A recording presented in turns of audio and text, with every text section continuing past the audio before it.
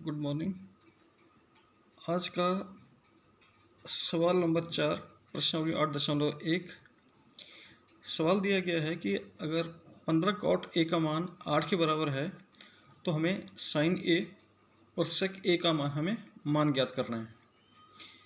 अब 15 cot A है तो सबसे पहले कॉट ए का मान निकालेंगे। 15 कॉट ए के साथ गुणा हो रहा है, गुणा वाला बराबर की दूसरी ओर जाएगा तो वो बटे में आएगा। तो कॉट ए का जो मान होगा वो होगा 8/15। अब इसका मतलब है कोण ए पर बन रहा है, ठीक है। इसका मतलब ए को हम कहीं भी ले सकते हैं, लेकिन ए पर 90 डिग्री कोण नहीं बन सकता।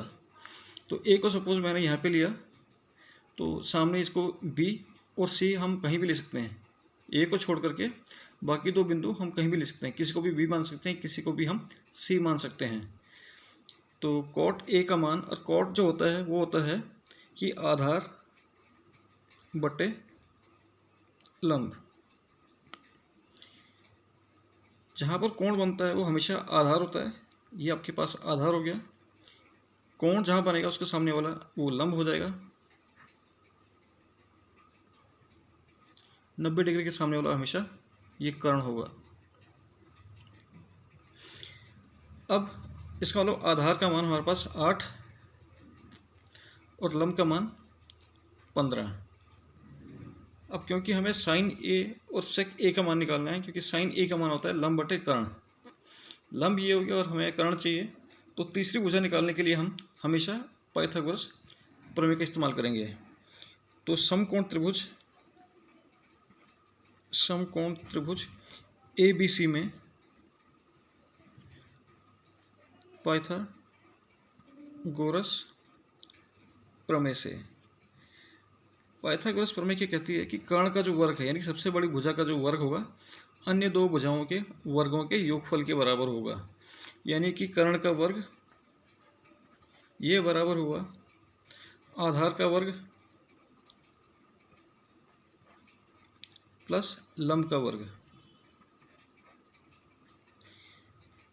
कर्ण जो कि हमारे पास AC है, आधार जो कि हमारे पास AB है, यानी कि 8 उसका मान दिया गया 8 का वर्ग, प्लस लंब जो कि हमारे पास BC है, इसका मान दिया गया है 15 का वर्ग।